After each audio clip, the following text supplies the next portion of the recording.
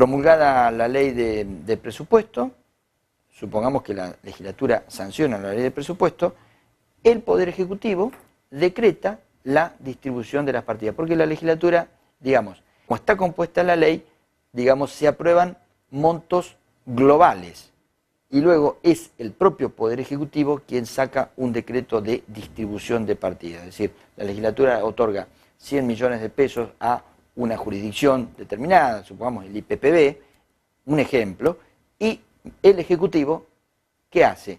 El día 2 de enero saca un decreto donde dice, bueno, esos 100 millones de pesos son 5 millones de pesos para gas, 2 millones de pesos para luz, 80 millones de pesos para gastos de remuneraciones al personal, 2 millones de pesos para comprar equipo de computación, etcétera, etcétera, ¿no? Esta es, digamos, la interpretación armónica de cómo los poderes, decir, no son compartimentos estancos, sino que en esta cuestión presupuestaria permanentemente tienen una ida y vuelta y una permanente relación. Entonces, vamos al artículo 29, donde claramente dice que se considera ejecutado un gasto al devengarse su importe. Habíamos ya dicho que cuando se devengaba un alquiler, cuando se devengaba un sueldo público, cuando se devengaba, digamos, la compra de un bien a un proveedor, se devenga obviamente cuando se recibe el bien y comienza a correr el plazo para la cancelación de esa deuda. El artículo 29 es muy importante porque, ¿qué ocurre?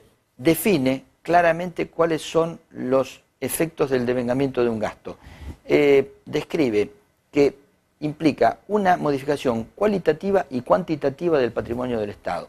Significa cualitativa en cuanto a su composición, cuantitativa en cuanto a su cantidad, es decir, la compra de rodados por parte del Estado, la inauguración de un hospital por parte del Estado, la inauguración de una ruta, de una carretera, de un puente, todo lo que es obra pública. Evidentemente, todo gasto público hace que el Estado permanentemente y en forma dinámica se esté transformando. Es una modificación cualitativa y cuantitativa, implica el nacimiento de una obligación de pago por parte del Estado, es decir, se devenga un gasto. Bueno, el Estado tiene obligación de cancelarlo, tiene obligación de pagar. ¿Y por qué? Por haber recibido un bien o haber recepcionado, por haber adquirido un bien o haber recepcionado un servicio. Precisamente se procede a la liquidación y la emisión de la orden de pago y se afecta definitivamente el crédito presupuestario. Quiere decir que ese crédito presupuestario ya está, fenece, muere, es decir, se gasta ese crédito presupuestario que se tenía cuando se devenga un gasto precisamente, ¿no?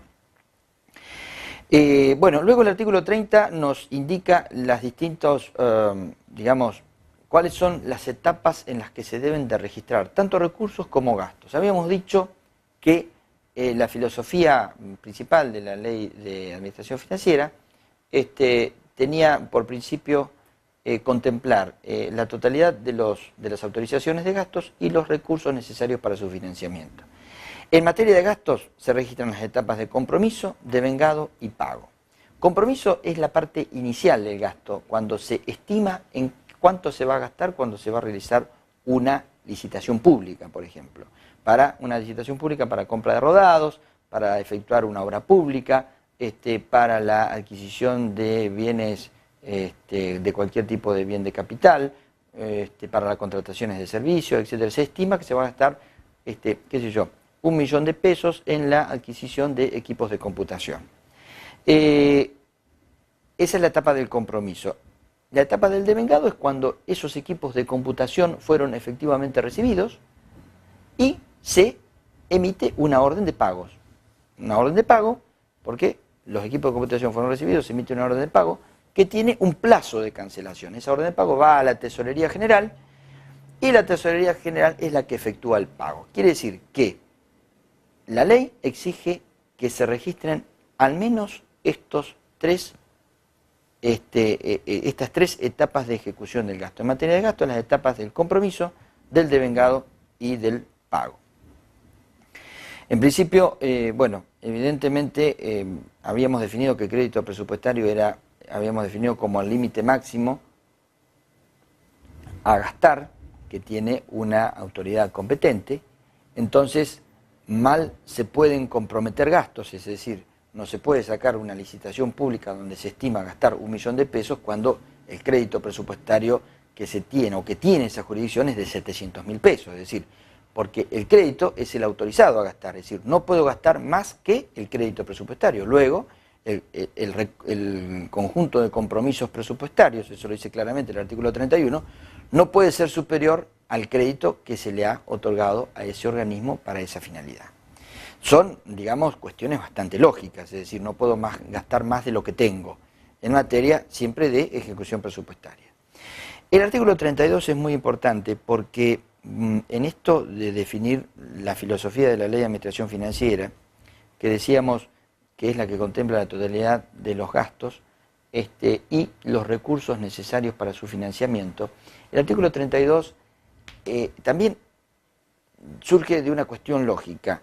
Es decir, si yo tengo que tener recursos para poder efectuar gastos, algo elemental en cualquier economía doméstica, lo que dice es que precisamente para compatibilizar la ejecución de esos gastos, tengo que de alguna manera contemplar la recaudación de los recursos que voy a tener en cada momento del ejercicio financiero, y evidentemente no puedo efectuar gastos si no tengo los recursos necesarios para su financiamiento. Esto significa ni más ni menos que tengo que programar los gastos. La programación de gastos la tiene que hacer la totalidad de las jurisdicciones y entidades del sector público y elevarlas al Ministerio de Hacienda.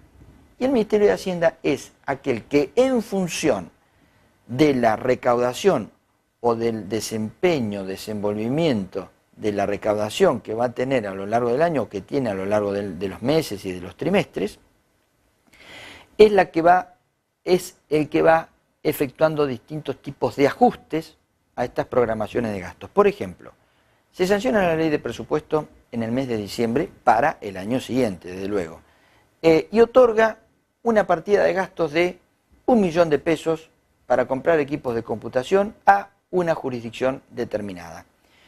Eso no significa que el 2 de enero esta jurisdicción pueda gastar este 1 millón de pesos o ya arrancar con una licitación o con una contratación directa o lo que sea.